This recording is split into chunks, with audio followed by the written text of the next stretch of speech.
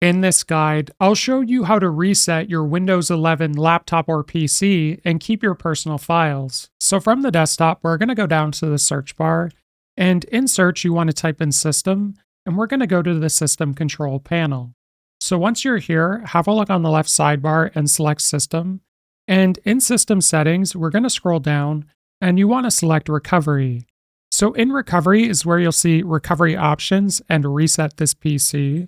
So we're going to select Reset PC. Now here you'll see two different options. We're going to be selecting the first one. It's going to remove apps and settings, but it's going to keep your personal files. So go ahead and select it, and after a couple of seconds, it's going to bring you to this page.